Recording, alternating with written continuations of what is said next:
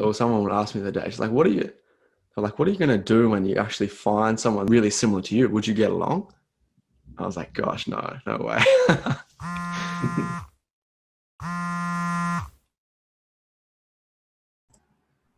Welcome back, everyone. So today we're joined by Kyrillos from First Brick Property Buyers.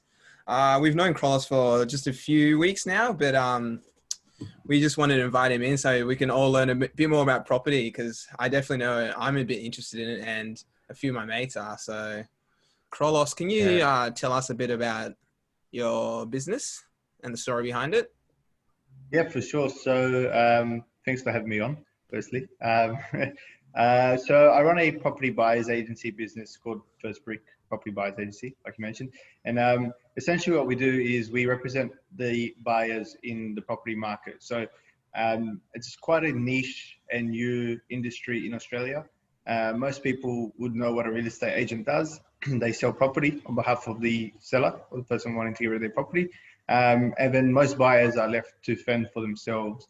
When they're looking to purchase a property, they're just trying to figure it out themselves in a very competitive market. So that's where we come in. So as a buyer's agent and a buyer's agency business, we represent buyers. We take care of the entire process from start to finish. We do a lot of data analysis, a lot of research to find the best location, the best property for that person's particular strategy, or goals, or whatever it is. And then once we found the property, we take care of building and pest inspections, solicitors, we organize everything. We negotiate on behalf of the buyers as well. And then we hand it over once we've purchased the property. And then they just got to sit back and relax while we do all the work. So that's what we do in a nutshell. Yeah. COVID would have been a really interesting time for you. All of a sudden, what is a very, personal and face-to-face thing, all of a sudden we can't do anymore. I know like the real estate industry almost came to a grinding halt, essentially. Like I'm renting at the moment, and like all of our routine things had to stop. And I predict that all of the actual selling and inspections of house would have had a similar thing. Yeah, for sure. So different states obviously had different rules and regulations regarding how the real estate industry could work. For the most part, auctions in general, for example, were no longer in person. They very quickly, and credit to the industry, very quickly changed over to technology and explained everything to potential buyers and sellers. So they had Zoom auctions, which was very different, because auctions usually are very confronting because you're standing in front of a bunch of people and everyone's just yelling out figures and numbers, and you don't know who's actually got money and who doesn't. So yeah, they changed really quickly. Even open inspections were, very limited to a certain number of people, as well as, there was a lot of virtual tours happening. So it was different, very different. It didn't last too long. I think it was only like that for about 3-4 weeks, like full on pretty tough circumstances before they eased off. Let auctions come back slowly, as long as you're on the street and everyone's like distance and whatnot. But it definitely was very strange and interesting times in the market. Yeah, you mentioned about those online auctions. I mean, even still, an online auction would be an absolutely terrifying thing. Like there's such big numbers hurtling over your shoulder, and you got to kind of turn around, and it's almost like a bit of a game with really, really high stakes. Yeah, 100%. I actually prefer in person, for like when you're bidding against people, because we do it like at a professional level, and we're in the market every day. We're looking for body language signs as well, so you can sort of tell when someone's out, when they're at their last bid. Whereas when it's by Zoom, you don't know. You don't know what the person looks like or what their body language is like. You don't know if they're nervous or if they're confident. When you're in front of them, I usually stand right up front and look at everyone and try and professionally intimidate others, and it was just impossible via Zoom. It was crazy. So is that something that First Brick would be able to do? Let's say, for example, me and Leroy, if that was something we really struggled with. Yeah, definitely. So we do offer 4 services, or 5 services, sorry. What they are real quick is we have a full investment service where we take care of everything from start to finish, research to the purchase for an investor. And then we have the same thing, a full service for an owner occupier. So someone looking to buy a home to live in, we do the same thing. We do the research, we do the negotiation from start to finish. Then we have a negotiation only option. So for example, you came up to me and said, Cam, I found this property, but I've never negotiated before. Can you negotiate? We can take care of negotiation. We have an auction only service, which is the same thing. If you found the property and it's gone auction, and you're like, I don't want to be standing in front of everyone bidding at auction. Can you go to bid for me? We can take care of it. And then our last service is we can generate reports. So some people like to do research or they like to be involved, but they don't know where to look. So they come to us and we pretty much go through their strategy and whatnot. We build them a report and narrow it down to about 5 to 10 suburbs where we say, look, if you buy a decent property in these 5 suburbs, you're going to do well. So we do the report, give it to them, and then they take care of the rest. So definitely, yeah, we can take care of auction and negotiations for customers. Yeah. Geez, you're a one-stop shop for everything there. Yeah. We try to always help. We're always on the buyer's side. We don't have any interest in the selling. We don't have a sales division. We don't have a property management division. We just do buying, and we just represent buyers. And a big part of what we do is education. So we're always teaching people on how to buy and what we're looking for and what we're doing. To be honest, we have those 5 services.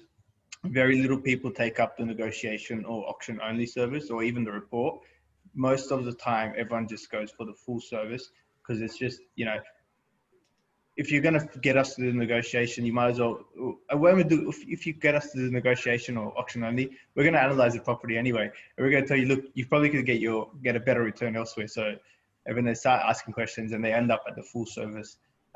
But yeah, we're kind of a one-stop shop. Yeah, and the property game, like it's always like changing. So, and it looks like you service like pretty much any property within Australia. How do you keep yourself like updated with what's happening?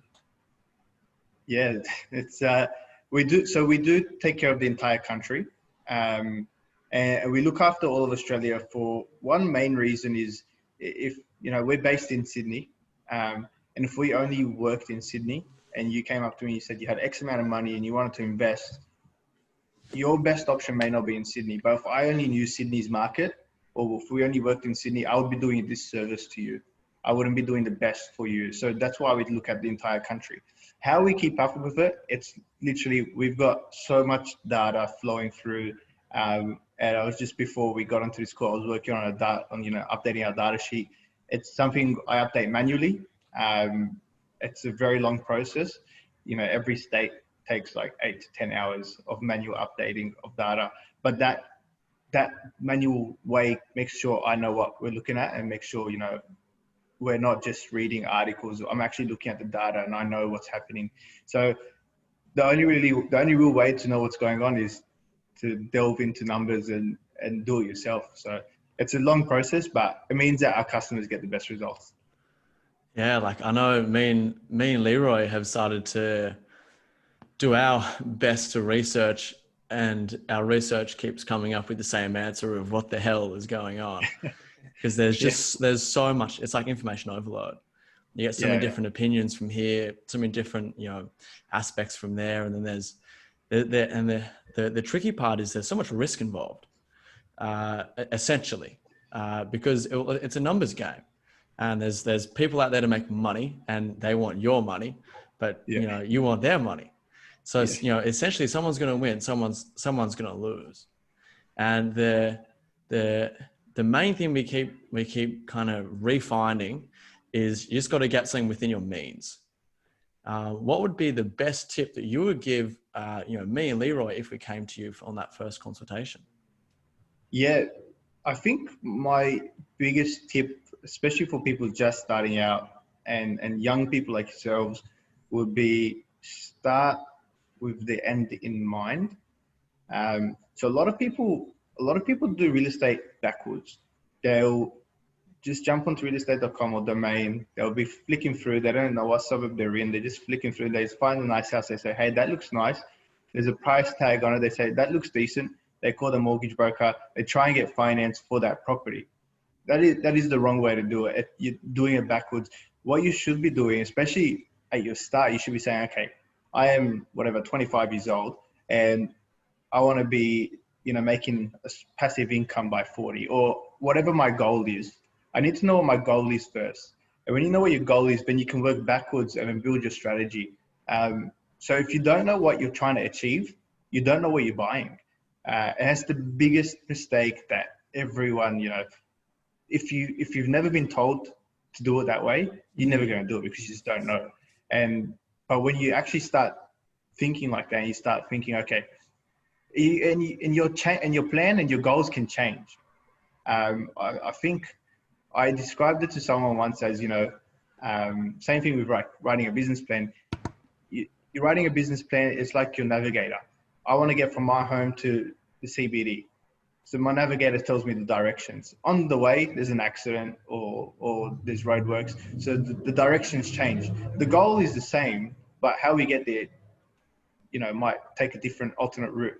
So with your property journey, you've got your end goal, which may or may not change. It's usually not going to change drastically, but the exact numbers may change a little bit. But how you get there is kind of the same. But on the way, you might get married, you might have a child, or you might, whatever, something might happen. So that route kind of changes, but you're still going towards the same end goal. So I think my biggest tip for first timers would be, or for anyone really, is even if you've got 3 properties, 4 properties, stop and be like, what am I trying to achieve? Because you can just end up buying properties aimlessly and not really know where you're going with it. Yeah, if that makes sense. Yeah, no, that I does get make that. sense.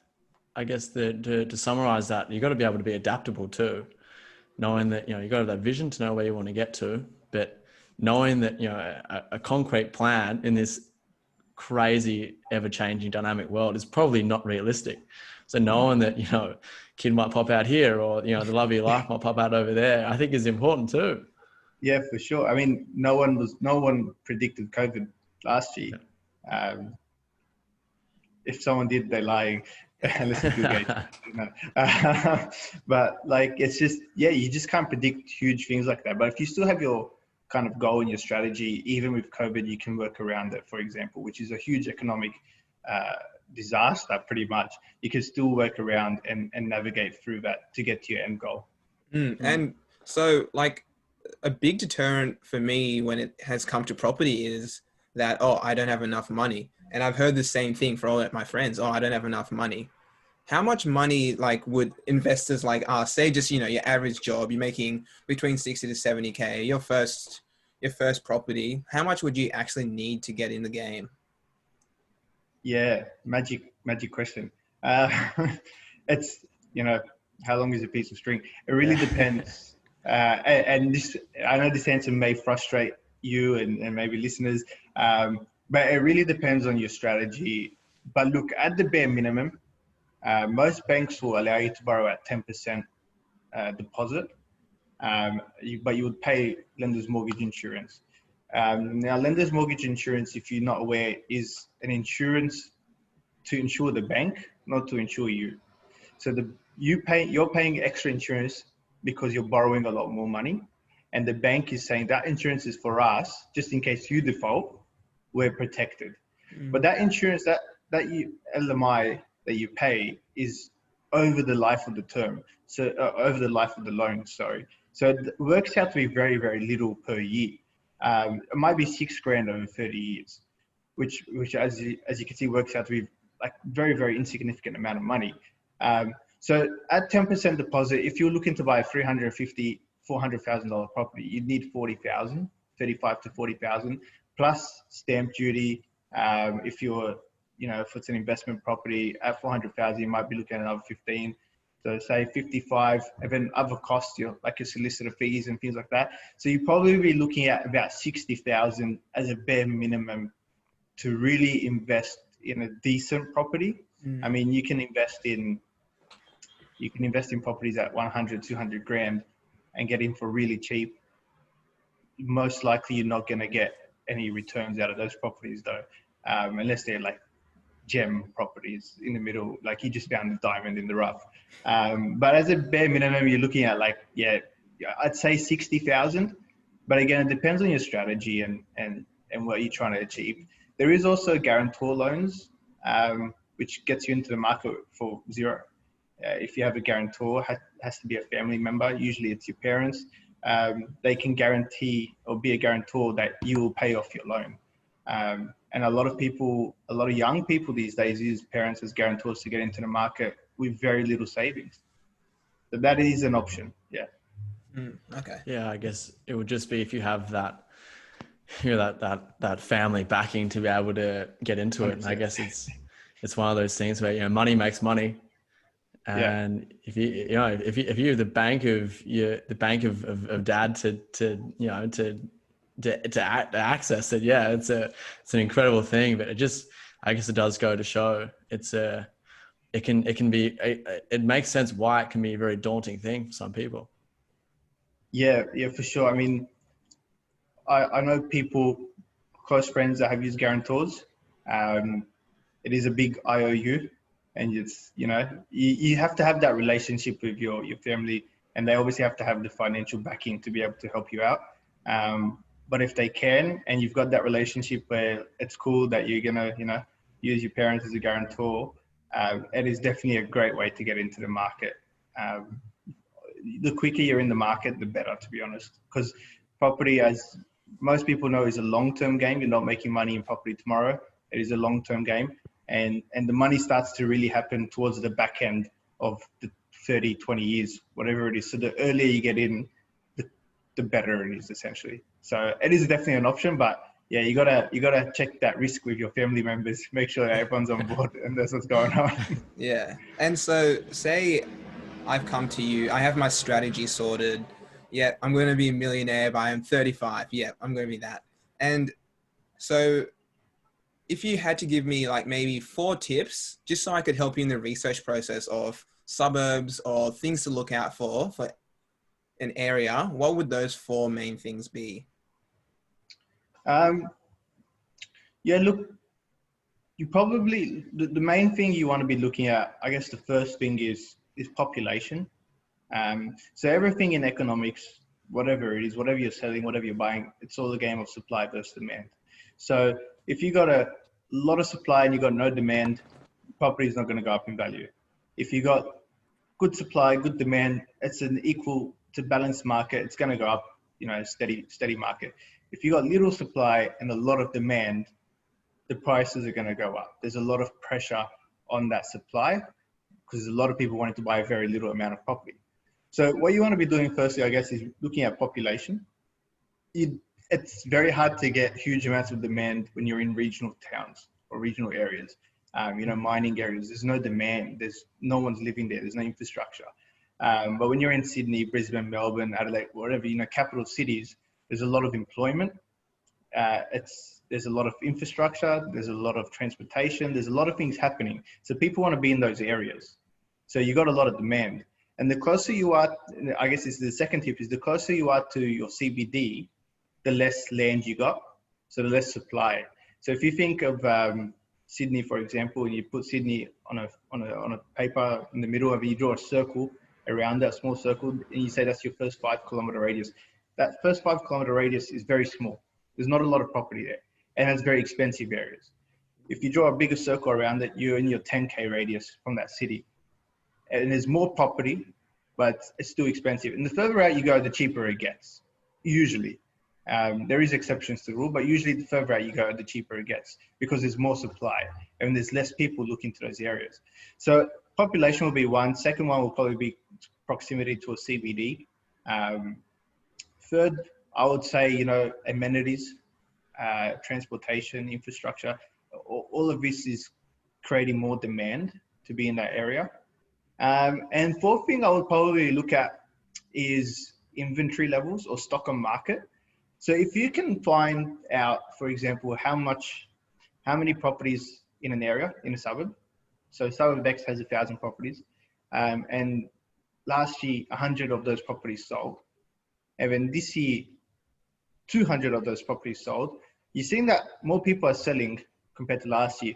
But if it's only 10 properties selling this year compared to the 100 last year out of the 1,000 in the area, you can see that it's a very tightly held market.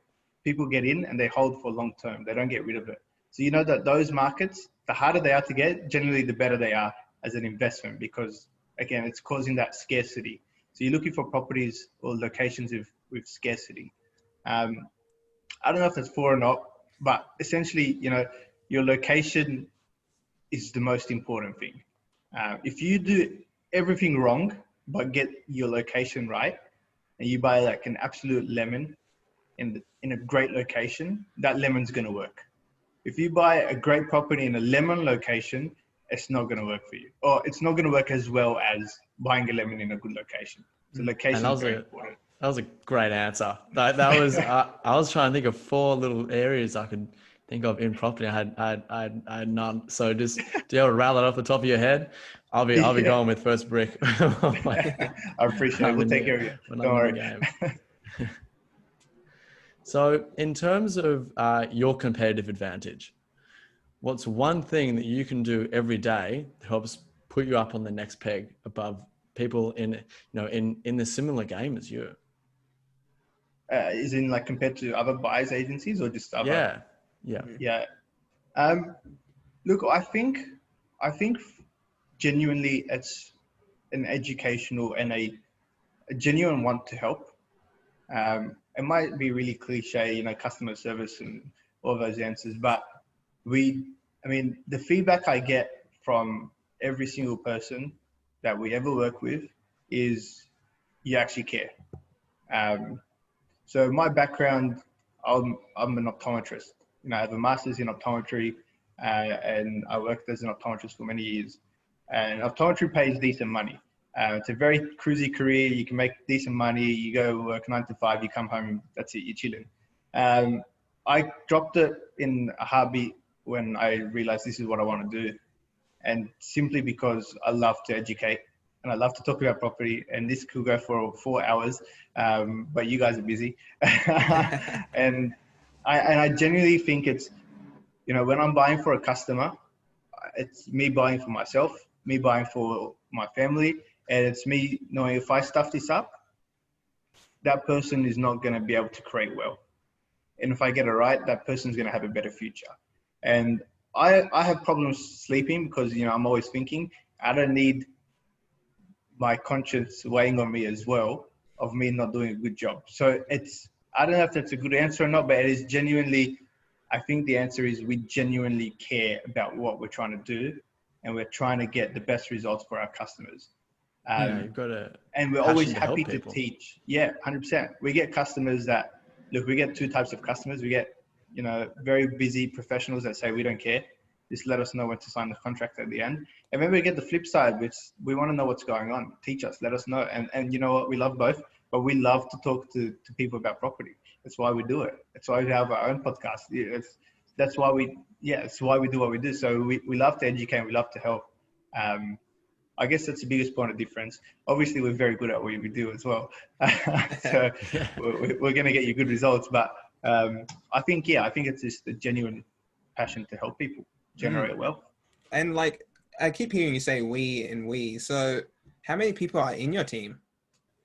So it's a bit of a complex structure. So we got myself, obviously, that does all the data and the buying and whatnot. We do have a builder in our team that looks over contracts, and, you know, to make sure that from the building point of view, there's nothing wrong there. We got building inspectors on our books that we outsource that work to. We have solicitors that work very closely with us that actually look over the legal side of the contracts. And then we have marketing help that help us with some of our marketing stuff. So there's a little bit of a team forming. But in terms of the buying and the data and stuff, that's myself. I guess I just refer to us as a we. I guess, yeah, everyone puts in a shift. So there's a bit of everyone. No, that's a good team. Yeah, it is. Like, so it says that there's a lot of moving parts in terms of getting something over the finish line, like getting that here are your keys moment. How do you keep a handle on all these different parties having to work together? Yeah, I think you just gotta, you know, building good relationships is very important. You know, from at the beginning, it's just myself and the customer. We're talking about strategy, and then the customer kind of goes off while I do data breakdown based off their strategy, and then find where we're looking to be. Once we found the location, the real estate agent gets involved, the selling agent. Me and her start discussing the property, obviously. And once we've come to some sort of an agreement, the building and pest inspection comes in, and they're speaking to me, and I'm kind of always that middleman, so that the customer, my customer, doesn't have to talk to 6 or 7 different people. It's information's coming to me, and I'll flow it through back to the customer. So it is kind of, for the most part, it is very linear. Things do happen at certain points, so we're not having 5 or 6 people trying to tell me different things at the same time. So that does help. There are times where, you know, the broker's on the phone with me, the solicitor's on the phone with me, the building and pest inspection and the real estate, they're all trying to get on the phone. You know, everyone's got a problem and everyone needs to talk about something. And you kind of just got to take a step back and say, look, you know, if the real estate agent doesn't have an agreement, then the other 3 parts don't really matter. So you got to talk to this guy first. That's cool. And then if that's fine, well, the building needs to be good. Then we can't have termites in there. So we've got to make sure the building and pest is right. If that's fine, then we can talk to the next guy. And then we get to the final person. So I guess we're just trying to keep it in a linear fashion. And then having that relationship with the other professionals, they understand what we're trying to get to as well. And because they're in the industry, they know things happen at different times. So it's kind of like, if I'm on the phone to say, look, I just got to get these things done first. They're pretty chill. They're like, they know what's going on. So I think it's just, the relationship with the other professionals, and then we take in all the information and we flow to the customer, so they're not bombarded with 100 people talking to them. That's a real, tight ship, a good flow there of information. And then keeping it's got to be straight too. It's just got to be clean, and when it's clean, it works very well. So let's say you've got the next couple of days you got coming up, real big money, real high pressure scenarios starting to evolve. I struggle sleeping on small little things. You know, this isn't a small little thing anymore. It's quite a big thing. Is there anything that you can do to kind of keep yourself kind of centered and calm when the going gets tough? You got 5 minutes to yourself. What would you do? Look, it does happen. Like we're working on a really big deal at the end of last year, and there was a lot riding on it. And it was very, there was a lot of pressure to get this one done and get it right. And it just meant a lot to the customer as well, because there was a property to live in. So they had an emotional attachment, and there was issues with finance, and there was issues with the contract, and there was issues with the building inspection, and there's just issues everywhere, left, right, and center. And I do remember just, shutting down for 5 minutes, literally shut down for 5 minutes, and just sat back and said, look, you just got to back yourself, because you know what you're doing. You got to let the external sounds go. You got to let the background noise fade out, because everyone's got an opinion, but no one actually sees the work that you're doing. No one knows all the numbers that you've been crunching. No one knows all the work you've put in behind it. And you buy property every day. It's not the first time you're buying property. You know what's going on. So I kind of just sat back, kind of gave myself a pep talk. I just said, relax. You know what you're doing. Just calm down.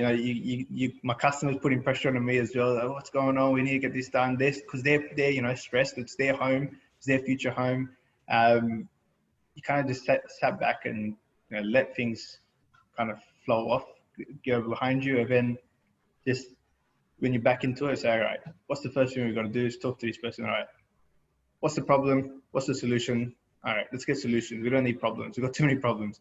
And then next person, problem, solution, done. Problem, solution, done. And then once you just start ticking off little goals, I guess, or little tasks, it just became much easier. But it can happen when there's so much happening, you lose focus of what's next, and then especially when it's a lot of pressure. And you're right, look, we're talking real estate, millions of dollars sometimes, and it has to be right. But if you just take it that one step at a time, nothing's changed. The process is always the same. And sometimes you just got to sit down and back yourself. to get it done.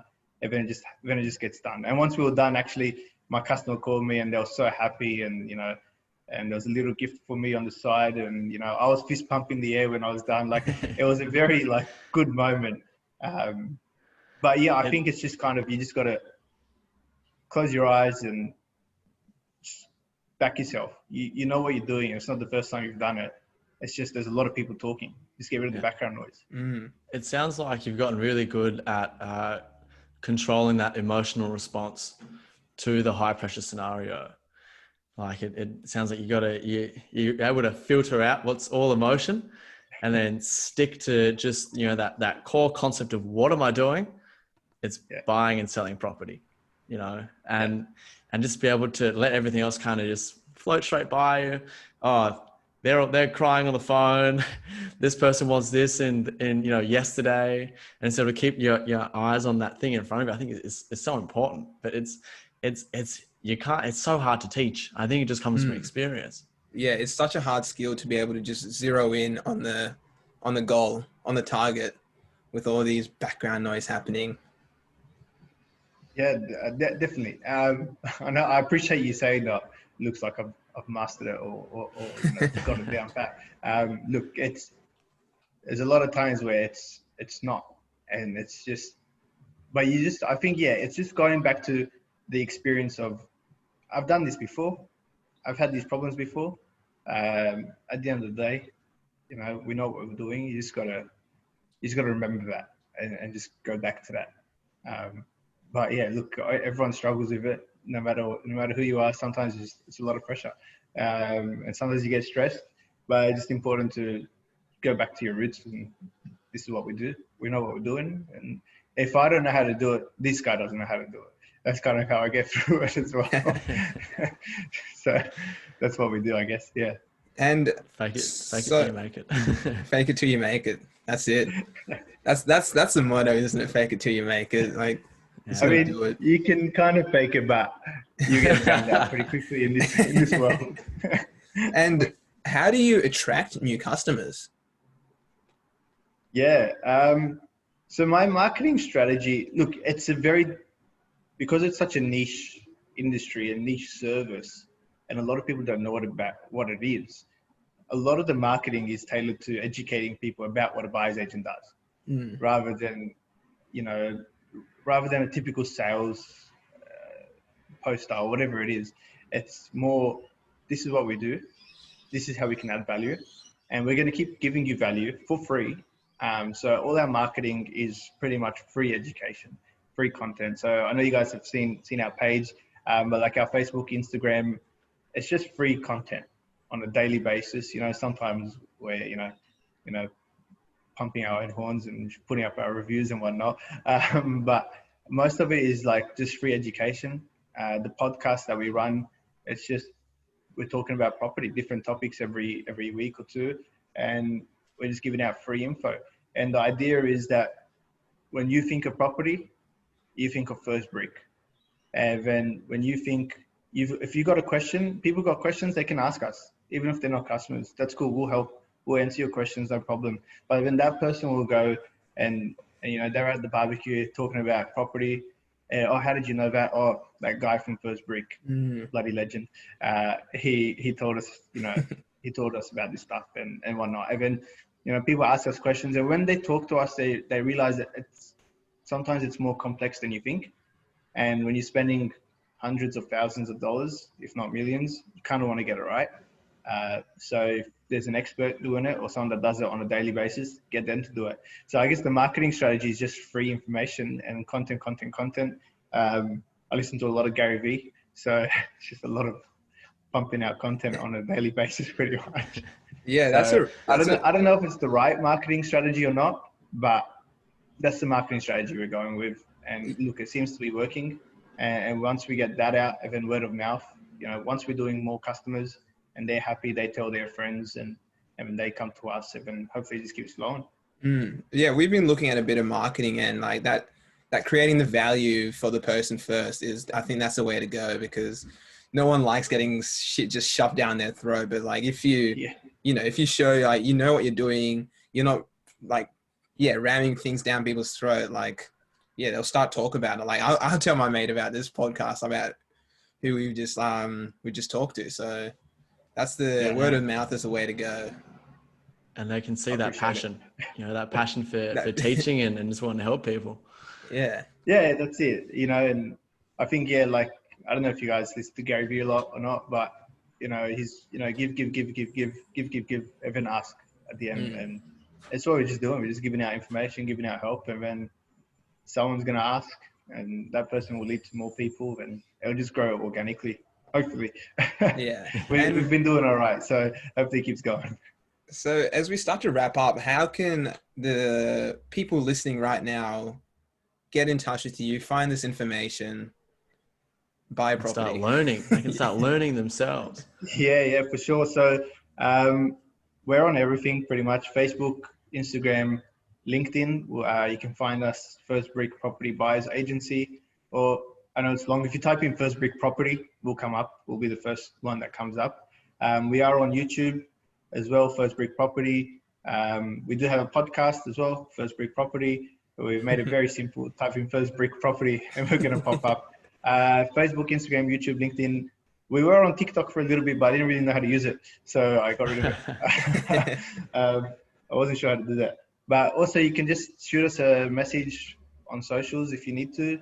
You can email us at hello@firstbrick.com.au or call us. Our number's on our socials or our website, which is firstbrick.net.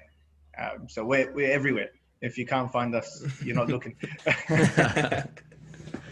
Well, KM, thanks so much for coming on our show, and maybe one day we'll get to feature on the First Big Property podcast, and at least we'll know how to 100%. find it. Be the customer Yeah. testimonial. KM did a 100%. great job from Well, beginning to end. One of my favorite episodes is when I finish up with a customer, I always ask them if they want to be on the podcast. A lot of people say no because they're embarrassed or they're shy or whatnot. But once I finish up with you guys, you're coming on the podcast for sure, and then you can tell everyone how great I was. 100%. All right, mate. It's been a pleasure. Thank you for having me. We'll catch up soon, and we're looking forward to getting to our first bit of business with you. Yeah, beautiful. Looking forward to it.